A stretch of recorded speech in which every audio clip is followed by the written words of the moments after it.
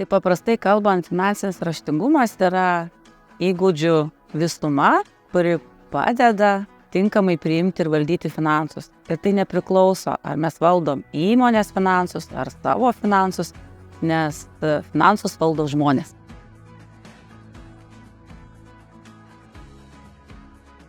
Versle finansinis raštingumas tai yra gebėjimas suprasti finansus, skaityti finansus ir atitinkamai priimti sprendimus. Ir tai tikrai ši atsakomybė tenka ne tik finansų žmogui įmoniai, bet, sakyčiau, visiems įmoniai dirbantiem asmenim, nepriklausomai kokios jų yra pareigos. Nes kiekvieno žmogaus indėlis įmonėje atsispindi, atsivaizduoja finansinės ataskaitos, kurias rengia įmonės finansų žmogus. Todėl, kad įmonių vadovai priiminėja sprendimus, o priiminėti sprendimų, suprasti tavo finansus įmonės, juos valdyti yra būtina, nes kitaip galėtume priimti sprendimus netokius teisingus ir greitus, netliepiant pavyzdžiui konkurencinės aplinkos, makro. Vadovas turi suvokti ir suprasti, kaip veikia išoriniai faktoriai arba net ir įmonės, ištekliai, faktoriai, jų įmonės finansus ir atitinkamai reaguoti.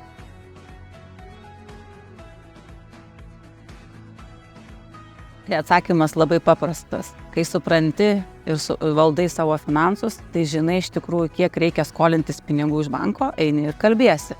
O jeigu nežinai, tai tada priimi sprendimus finansavimu nepagristus. Ką tai reiškia? Gali labai norėti nusipirkti prabangią įrangą, bet jinai bus nepilnai apkrauta. Tu neturėsi tavo užsakovo, neturėsi rinkos ir norėsi iš banko gauti finansavimą, neparemtą savo galimybėmis, būtent srautais ir pajėgumų savo. Tai padeda susivokti iš tikrųjų realybėje ir aplinkoje, kurioje įmonė reikia.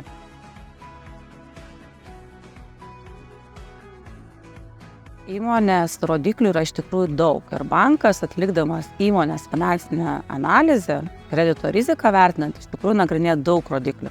Bet įmonėms, sakyčiau, išskirčiau tokias kelis rodiklių blokus, priklausomai nuo to, ko įmonė norėtų iš banko gauti, kokio finansavimo. Jeigu mes kalbame apie apyvartinių lėšų finansavimą, tai, sakyčiau, yra šventa trejybė. Yra 3 dalykai – balansas skaitant atsargos, debitoriai ir kreditoriai. Čia susišaukia apyvartinių lėšų poreikį.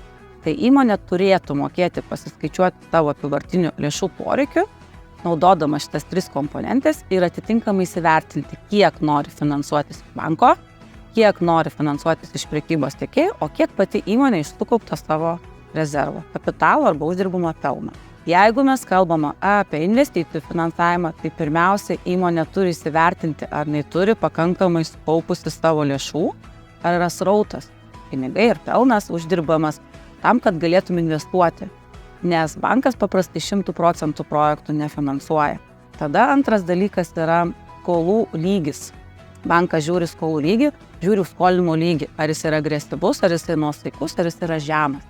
Čia susišaukia ir kitas rodiklis, kapitalo rodiklis. Žiūrima, kiek akcininkai prisideda prie įmonės veiklos augimo, jos perspektyvos.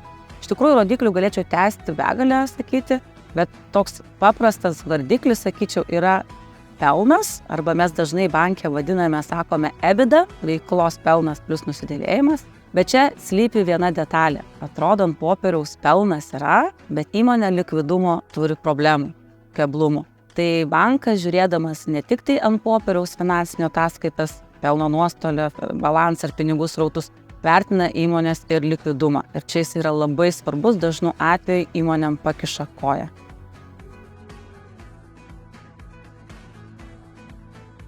Dažnai pastebime, kad įmonės norėdamos augti, susiduria su tokiamis problemos, nes nepakankamai įvertina investicijas, poreikį, jų atsiperkamumą, atitinkamai nesusiplanuoja pakankamus finansinius srautus ir kai daro projektą, susiduria su keblumais valdant tuos finansinius srautus. Tai sakyčiau, šios pagrindinės kliūtys atsiranda, kai įmonė stokoja finansinio raštingumo.